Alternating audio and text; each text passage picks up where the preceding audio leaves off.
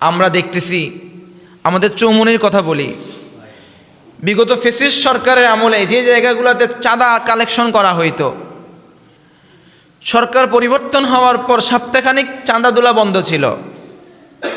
যেমন ধরুন, আমি স্পটগুলোর নাম বলি, এই চৌমুনি মোর্শেদ আলম কমপ্লেক্সের আগে দিয়া এখান থেকে এই যে শাহী বাস কাউন্টার নিয়ে এখানে একটা আগে এক সময় টাকা কালেকশন হইতো, চাঁদা, পৌরসভার ট্যাক্স বা বিভিন্ন ট্যাক্স কালেকশন হইতো। সরকার পতন হয়েছে, কয়েকদিন বন্ধ ছিল, এখন আবার চালু হয়ে গেছে। লাভ হইল কি? কথা বুঝেননি মনে হয়, কথা বুঝেননি আমার কথা, আমার বাংলা কথা বুঝেন না আপনারা? লাভটা হইল কোথায়? এই পিঠ ওই পিঠটা একই হয়ে গেল। ওই ফ্যাসিস্ট সরকারকে আন্দোলন করে বেরোন করার পরে যেটার জন্য আমরা আন্দোলন করলাম সেটা তো আবার চালু হয়ে গেল। তারপরে আমরা দেখলাম চৌমুনি কলেজ রোড, এসএ কলেজের পাশেই দেখলাম যে চাঁদা কালেকশন হচ্ছে রশিদ দিয়া। কার জন্য তুমি চাঁদা কালেকশন করতেছো? কিসের এই চাঁদা? চাঁদা কালেকশন হচ্ছে। এরপরে গোলাবাড়িয়ার সামনে চাঁদা কালেকশন হচ্ছে। আরও কয়েকটি স্পটে কি হচ্ছে? চাঁদা রশিদ দিয়ে সিএনজি ড্রাইভার থেকে, অটো ড্রাইভার থেকে, বিভিন্ন ড্রাইভারদের থেকে টাকা কালেকশন করা হচ্ছে। এটা কার জন্য? কিসের টাকা এটা? টাকা কি সরকারের? সরকার তো কখনো এরকম ঘোষণা দেয়নি চাঁদা কালেকশনের। ট্রাক ড্রাইভার থেকে বিভিন্ন রকম চাঁদা কালেকশন করা হচ্ছে। তাহলে প্রিয় ভাইরা, আগামী বাংলাদেশ আমাদেরকে এমনভাবে গঠন করতে হবে যে বাংলাদেশের শুরু থেকে শেষ কোরআনের আইনে পরিচালিত হবে। আমরা পারবো তো ইনশাআল্লাহ? সামনে আমাদের যে ভোট আসবে, আমরা যে ভোট প্রক্রিয়াতে যাব, ভোট দিব, আল্লাহ কথায় কথা আসতে বলে যাচ্ছি, আপনার ভোট হবে আপনার কাছে আমানত।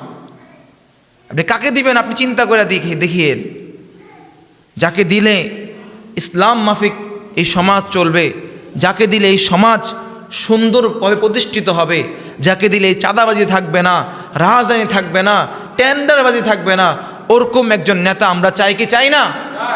চাই। বাংলাদেশে আমরা ইসলামী হুকুমত চাই। আর অচিরে ইনশাআল্লাহ যদি আমরা ঐক্যবদ্ধ থাকি, ইমান বিক্রি না করি, তাহলে এদেশে ইসলামী হুকুমত কায়েম করা অত কঠিন কিছু নয়।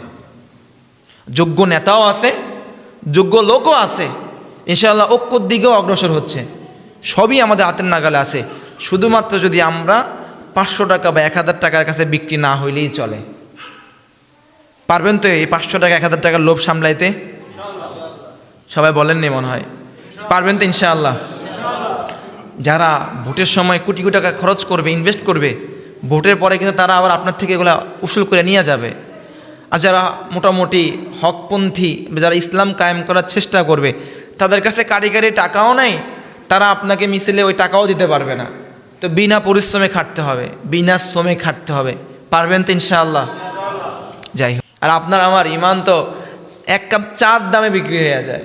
কথা বলুন ঠিক কিনা? 1 কাপ চার কাছে ইমান বিক্রি হয়। দেখা গেল আমার নেতার চরিত্র ফুলের মতো পবিত্র, স্লোগান দিচ্ছি, কিন্তু আপনিও জানেন আপনার নেতা চোর। কথা বলুন ঠিক কিনা? কথা কন না? আপনিও জানেন যে এখানে কি আছে, সমস্যা আছে। এই ব্যক্তির চরিত্র ফুলের মতন নয়, আপনিও জানেন। আপনিও জানেন সে ভোট ডাকাতি করে, আপনিও জানেন সে রাত্রে মদের আড্ডায় আসর বসায়, আপনিও জানেন সে এভাবেই লুটতরাজ কায়েম করবে। আপনার পুরা দিলে বিশ্বাস যে এই ব্যক্তি যদি ক্ষমতায় আসে সে সমাজের মধ্যে অরাজকতা কায়েম করবে। আপনি জানার পরেও 500 টাকা 1000 টাকার লোভে আপনি স্লোগান দিচ্ছেন আমার ভাইয়ের চরিত্র ফুলের মতো পবিত্র। আপনার ইমান কোথায়? কথা বলুন, আপনার ইমান কোথায় গেল? নেতার কাছে আপনি 500 টাকা আপনার ইমান বিক্রি করে ফেললেন। আপনি একজন চোর, লম্পট, দুশ্চরিত্র, মদখোর, জালেমের আপনি মিছিল করতেছেন। কথা বুঝেননি মনে হয়? এই জন্য ইমান মজবুত করেন, ইমানের শিক্ষা গ্রহণ করেন। 2 নম্বর চিনেন তাকে, সে 2 নম্বরই করে, তার পিছনে আমরা নাই। জানেন যে এই ব্যক্তিকে দিয়ে কাজ হবে, টাকা না দিলেও বিনা পয়সায় তার পিছনে শ্রম দেওয়া দরকার। কথা বুঝতে পারছেন? কথা বুঝতে পারছেন? প্রিয় ভাইরা, হুঁশিয়ার, সাবধান হইয়া যান।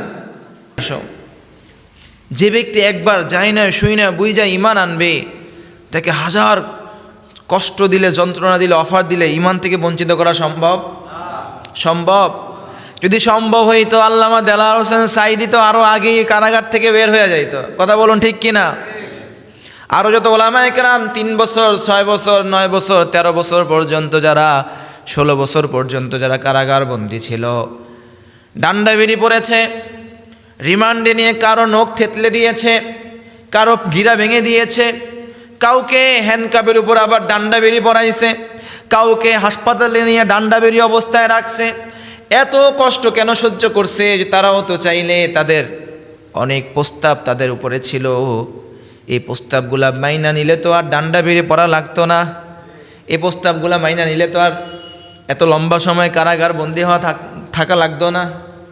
তাহলে ইমান যারা খাঁটি ইমানদার, তাদেরকে হাজার রকমের প্রস্তাব দিল, তারা এই প্রস্তাব কি করে না? মেনে নেয় না।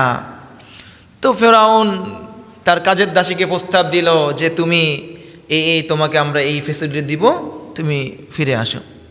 বলে যে কোশ্চেন কালেও সম্ভব না, আমি যেটা গ্রহণ করেছি এটা গ্রহণ করেছি, আমি এটা দেখে ফিরে আসবো না। এবার ফেরাউনের মাথা তো গরম যে কিরে, কাজের মহিলা, দাসী মহিলা, সে আমার কথা শুনলো না, কি করা যায়? এদিক থেকে তার উজির তাকে বলতেছে, যদি ওকে যদি দৃষ্টান্তমূলক শাস্তি প্রদান না করা হয়, তাহলে আমাদের বাদশাহিত্যের মধ্যে একটা প্রভাব চলে আসতে পারে, মানুষ তার দিন গ্রহণ করতে পারে, তার দাওয়াতি কাজে মানুষ অংশগ্রহণ করতে পারে। এই জন্য তাকে দৃষ্টান্তমূলক একটা শাস্তি দেওয়া দরকার, যে শাস্তি সবাই সামনে দেওয়া দরকার, অর্থাৎ সবাই দেখতে হবে, দেখে ভয় পাইতে হবে, যাতে করে মানুষ আর সাহস না করে। ফেরাউনের কাছে আইডিয়া ভালো লাগলো।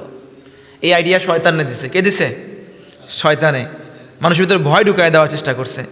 আমাদের ভিতরেও তো ওলামায়ে কেরামদের ভিতরে ভয় ঢুকানোর মেলা চেষ্টা করছে না? সাঈদী সাহেবরে এত বছর জেলখানা রাখছে কেন? মানে আমাদেরকে ভয় দেখানোর জন্য, যে দেখি সাবধান, এই আমাদের বিরুদ্ধে কিছু বলবি না, বললে কিন্তু তোদেরকেও এভাবে জেলে ঢুকায় রাখা হবে। কথা বুঝেননি মনে হয়? এই যে হক্কানি ওলামায়ে কেরামদেরকে জেলে ঢুকাইছে, রিমান্ডে রাখছে, এটা কেন করছে? যাতে করে আমরা ভয় পাই, যাতে করে আমরা কথা না বলি। আমরা কথা বলার সময় চিন্তা করি ইন্না লিল্লাহ, আমাদের বড়রা কথা বলার কারণে জেলখানায় গেছে, এখন যদি আমরাও কথা বলি আমরাও তো জেলখানা যেতে হবে। এই জন্য বিগত সরকাররা চেষ্টা করছিল যে বড়দেরকে জেলখানায় ঢুকায় রেখা আমাদের কথা বন্ধ করে রাখার জন্য, কিন্তু সম্ভব হয়নি। কথা বন্ধ করে রাখতে পারছে? পারেনি। অনেক ইমামরা তাদের চাকরিকে কোরবানি করে দিয়েছে। আল্লামা সাঈদী সাহেব যখন বিদায় নিয়ে চলে গেছে, দুনিয়া থেকে বিদায় নিয়ে চলে গেছে, আমাদের সোনাইমুড়ি থানার এক ইমাম জুমার নামাজের পর সাঈদী সাহেবের লাই দোয়া করছে, তাকে চাকরি থেকে বাদ করে দিছে। তাহলে ওই ইমাম চাকরি কি করে নেই? পরোয়া করে নেই। এরকম আরও শত শত ইমামের দৃষ্টান্ত আছে না নাই? আছে। এই জন্য কারাগার, জেল, জুলুম, নির্যাতন দিয়ে ওলামায়ে কেরামদের কণ্ঠ কখনো রুদ্ধ করা সম্ভব নয়।